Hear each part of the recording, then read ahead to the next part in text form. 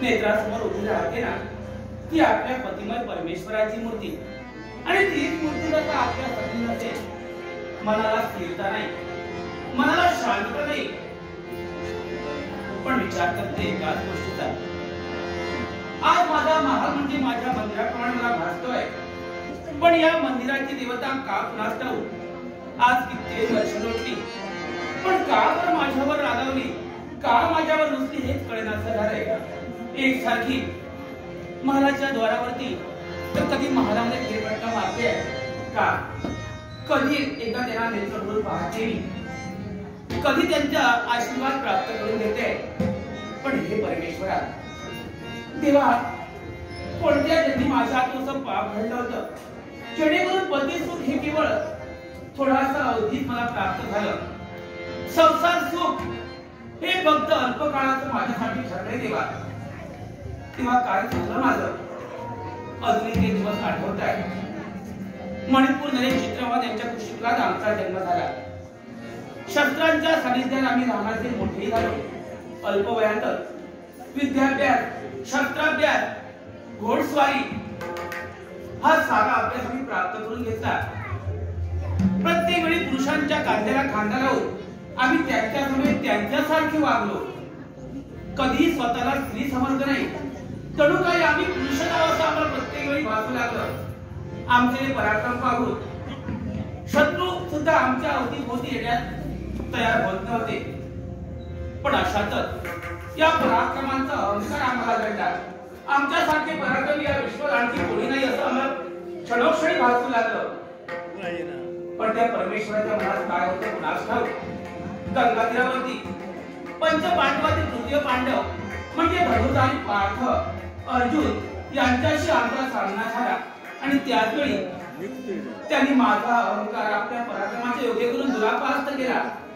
मी स्त्रिया याची जाणीव मला करून दिली. त्यांचे ते विलक्षणीय केस पाहून, त्यांचे पराक्रम पाहून माझं मन त्यांच्याजवळ ओढू लागलं. कधी त्यांच्या प्रेमात पडले, माझं प्रेमात मला समज नाही. कालांतराने बाबांच्या संमतीनुसार आम्ही लग्नही केलं. पण लग्नानंतरचा थोडाच काळ आम्हाला प्राप्त झाला. ज्यावेळी मी गर्भवती होते त्यावेळी त्या परिस्थितीत मला सोडून ते पुनश्च माघारी परतले. पण जातेवेळी त्यांच्या मुखातील शब्द होते, लवकरात लवकर तुझी आणि माझी भेट होईल. 9 मास पूर्ण होतात मी एका गोंडस बाळाला जन्म दिला आणि तोच माझा बाळ म्हणजे बबू व्हावा. माझ्याप्रमाणे त्यालाही मी शस्त्राभ्यासात पारंगत केलं. आज मला तर असं वाटतं की मी आनंदाने सांगेन की माझ्या स्वामींसारखे पराक्रम त्यांच्या अंगी वावरत आहे. माझा बाळ सर्व अभ्यासात पारंगत झालाय. पण खर्च एकाच गोष्टीची, धनुर्ध आणि पार्थ यांचा पुत्र असून सुद्धा अद्यापर्यंत त्याच्या बाबांचं नाव मी त्याला दखल केलं नाहीये. प्रत्येक वेळी माझा बाळ मला विचारतोय, आई माझी नंदिनी तू देवता कोण? पण नाही, अद्यापर्यंत त्याच्या या प्रश्नाचं उत्तर मी त्याला देऊ शकले नाही. पण आत्मविश्वास माझा, मला त्यांनी शब्द दिलाय, धनुर्ध आणि पार्थ यांनी मला शब्द दिलाय की एक ना एक दिवस त्यांची आणि माझी भेट नक्कीच होईल. आणि आत्मविश्वास माझा आणि माझी मनोकामना माझा देव नक्कीच परिपूर्ण करील यात जुलमात्री शंका नाही. आणि ज्यावेळी यांची भेट होईल ना, मोठ्या मनाने गर्वाने माझ्या बाळाला त्यांच्या समोर मी उभा करेन आणि आनंदाने सांगेन, हा तुमचा बाळ आहे, तुमचा पराक्रमी आहे. पण प्राणेश्वर, तुमची आणि माझी भेट कधी होणार?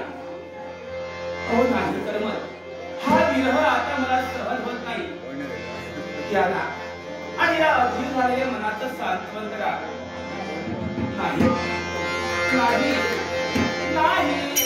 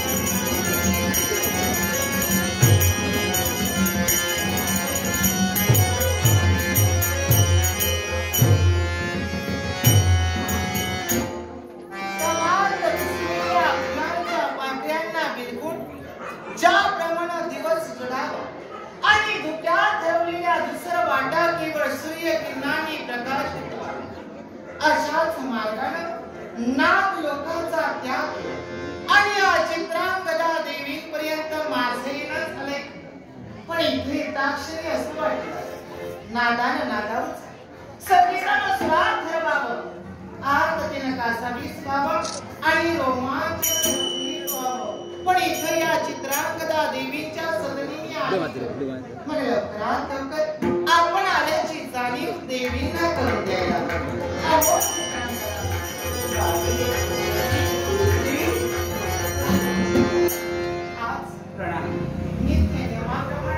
तुमच्या भेटीसाठी ही उलपी पर्यंत आली.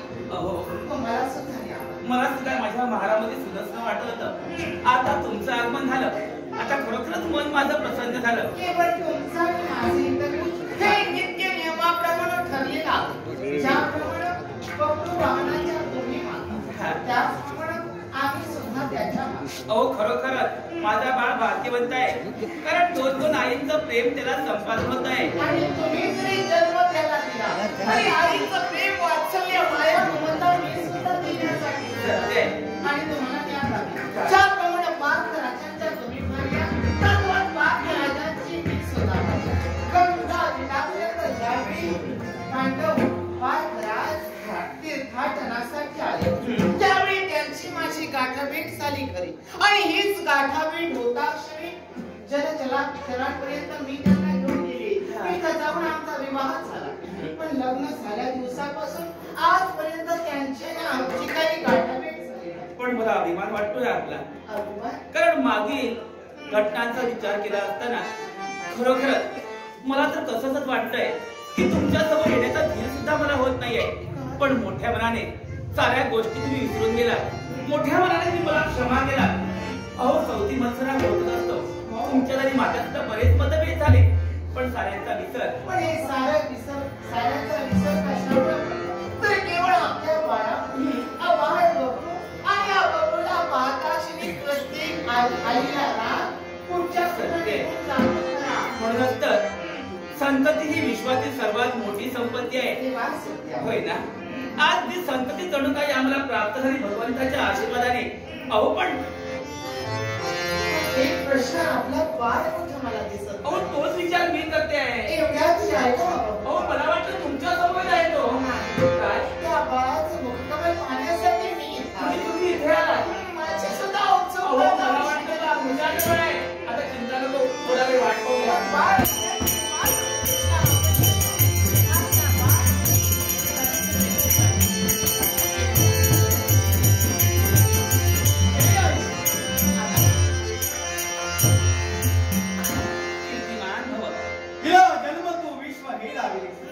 किती कष्टमाई सुखी साई सगळ्या आई माझ्या आकार दिला. तुझ्या वंदितो माऊली पावला. इथेच काशी इथेच ईश्वर प्रेम आई अथांग सागर. माया ममता उरंड देते नाही जीवाला घोर. माझ्या दोन्ही आई अगदी देवा तुमची शिकवण आहे. माझ्यासारखा भाग्यवंत दुसरा नाही. माझ्यासारखा पुण्यवंत दुसरा नाही. माझ्या नशिबात दोन आई प्राप्त झाली. प्रेम माया ममतेचा वर्षाव करा. जरी मला लालन पालन केलं त्या माझ्या आई माझ्यासाठी सर्व श्रेष्ठ आहे. फक्त तू केव्हा एकदा इथे तुझं मुखकमल केव्हा एकदा आम्ही पाहू असं आम्हाला वाटलं होतं. पण तू इथे क्षणी आम्ही दोघंही हर्षभरीत.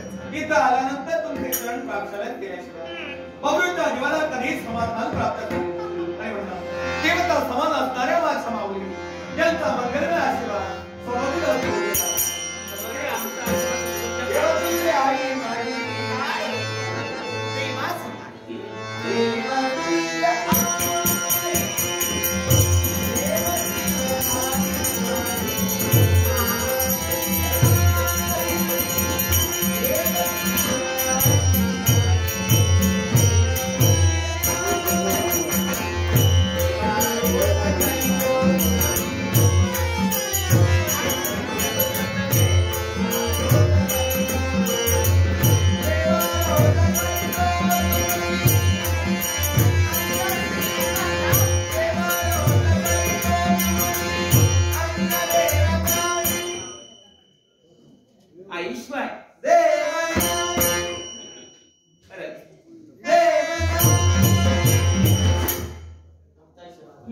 अन्य कुठलेही दैवत सत्य आहे.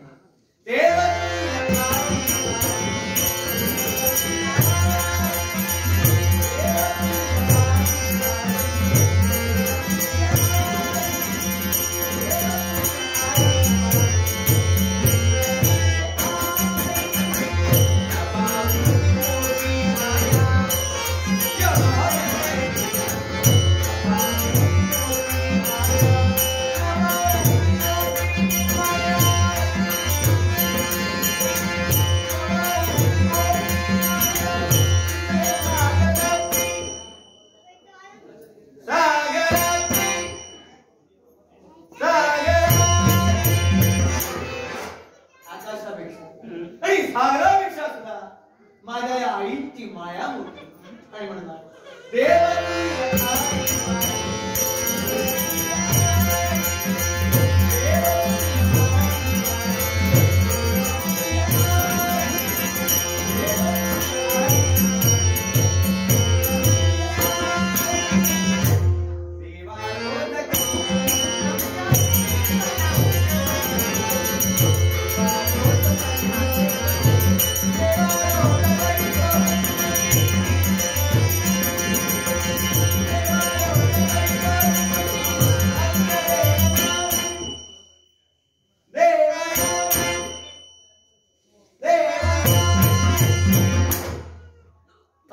माझी आई आणि मी माझी दुसरी आई. या आईचा आशीर्वादच मला पुरेसा. तुम्हीच माझं दैव, तुम्हीच माझं सर्वस्व आणि तुम्हीच माझं जीवन. आमचा आशीर्वाद सदैव तुझ्या पाठीशी आहे.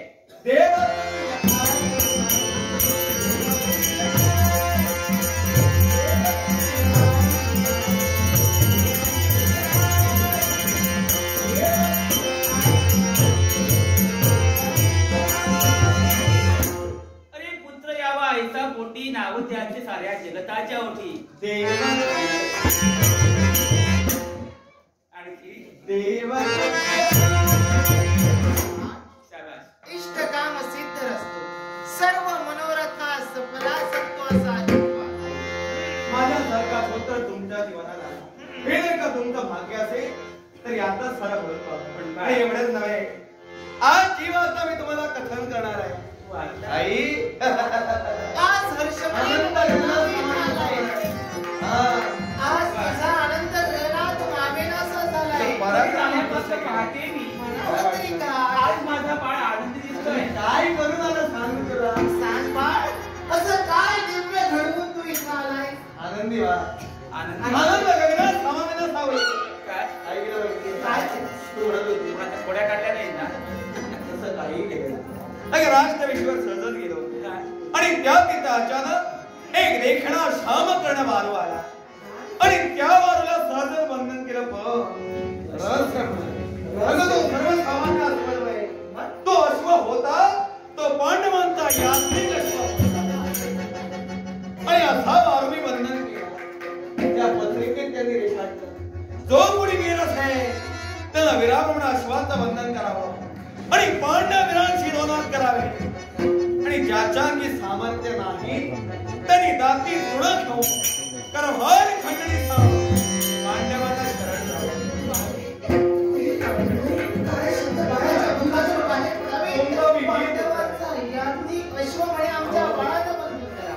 तरी सत्य असून एका पत्नी आनंदाची वार्ता आई माझ्या घरी आनंदी झालेली आहे. ते पराक्रम खुश झालेले आहे. पण देवी, बाळाला मात्र हे कळता उपयोगाचं नाही. यासाठी बाळाला सांगायला त्या अश्वाची मुक्तता घर म्हणून सांगा देवी जा. कसं वाटलं तुला? आनंदी झालं की नाही? बाळ सांग. बरं वाटलं की नाही? बाळा आम्हाला आनंद वीर मातेने मला जन्म दिला अर्थात शरण येणं आमच्या रक्तात नाही. एका वीराप्रमाणे अश्वाचं बंधन केलं आणि एका वीराप्रमाणे आई निघालो जन्माची दोनात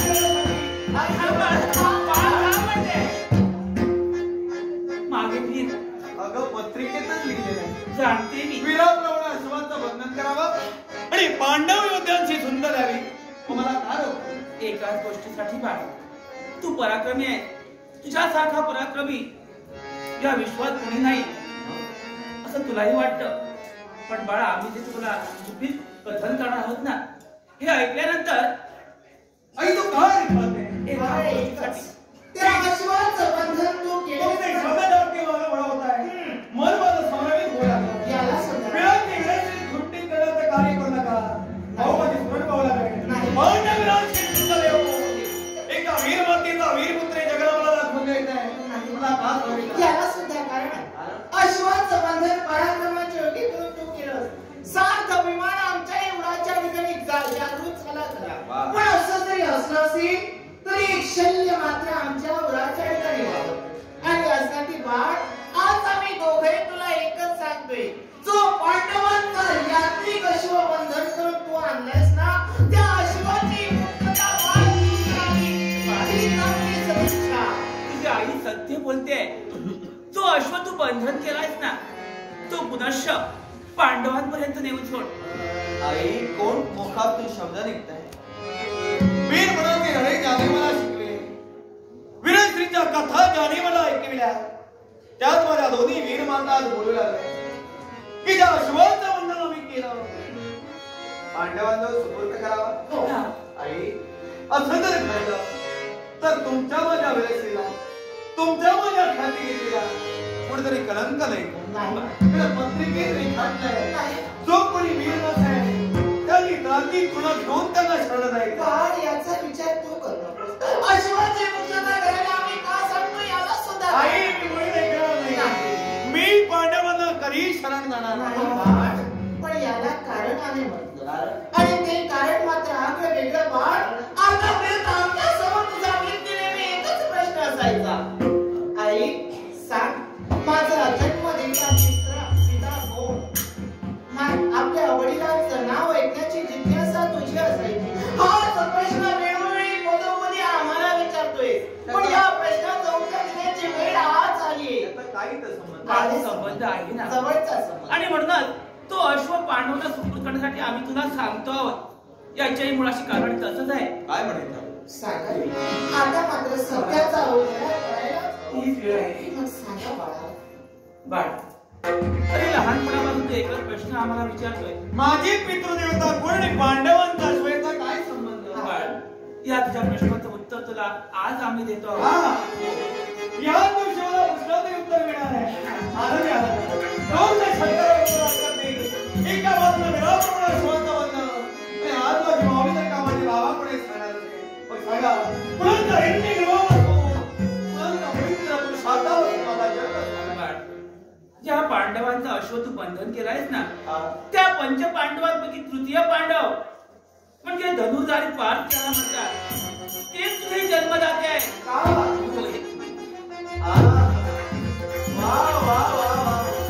काय योगा पुढे पण माझी पितृदेवता कोणी सर्वसामान्य नव्हे.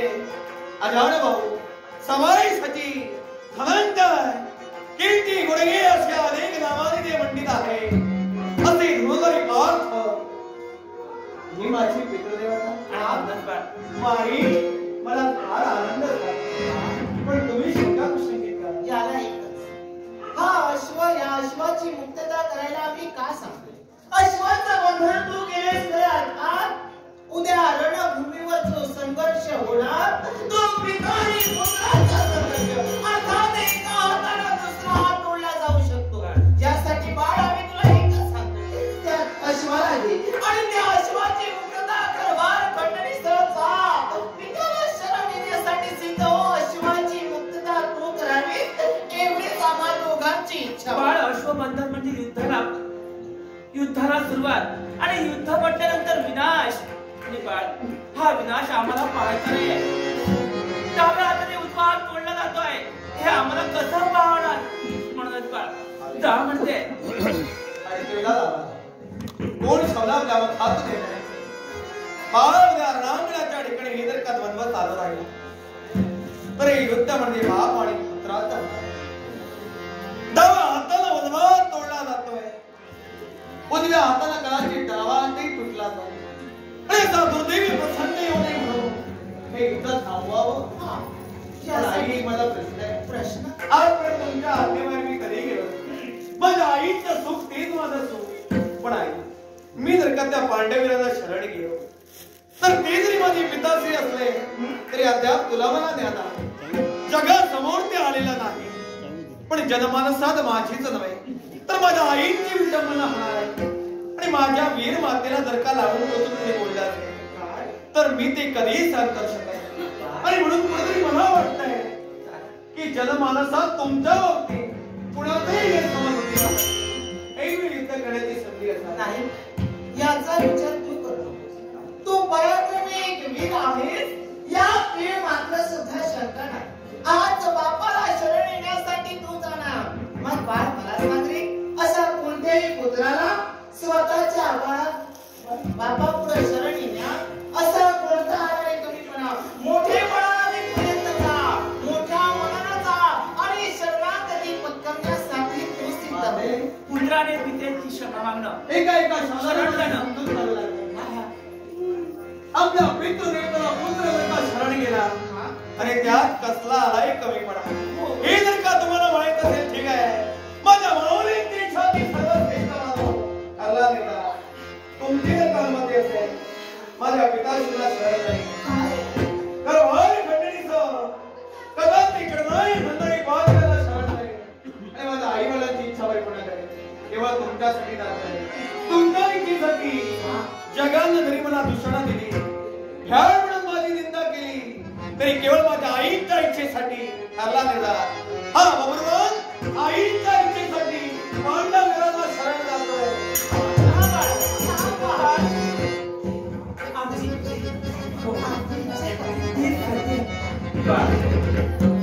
आज दोन्ही मातांची तुला एक विनंती आहे. सांगा ना. आज आमच्या सौभाग्याच्या घरापर्यंत वाट तू जाणार आहे. तर वाट मंडळीसह शरण येण्यासाठी तू सिद्ध होणार. पण आमची इच्छा आज तू परिपूर्ण कर. माझ्या आईची इच्छा मी केली अपूर्ण आणि आमची इच्छा आहे तुमच्या मुखातून फक्त शब्द येऊ द्या. क्षणाचा निविसारला त्या मार्गात अवलंबन बघा केल्याशिवाय किती एक वर्ष त्यांची आणि आमची भेट झालेली नाही आहे आणि त्यांना डोळेभरून पाहायचं आहे. त्यांचा आशीर्वाद आम्हाला प्राप्त करून घ्यायचा आहे.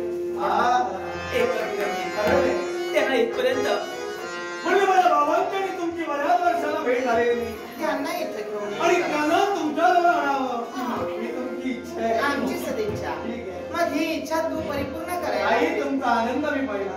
माझे बाबा तुमच्या भेटीसाठी येणार आहे ही म्हटल्यावर क्षणिक तुम्ही आनंदी बनला. हा दसरा केला पाहिजे. त्या वार खंडीचा शरण नाही त्यांचा आश्वास सुपूर्द करेन आणि थाटा माटा वाजत गाजत पालखीतून बसवून माझ्या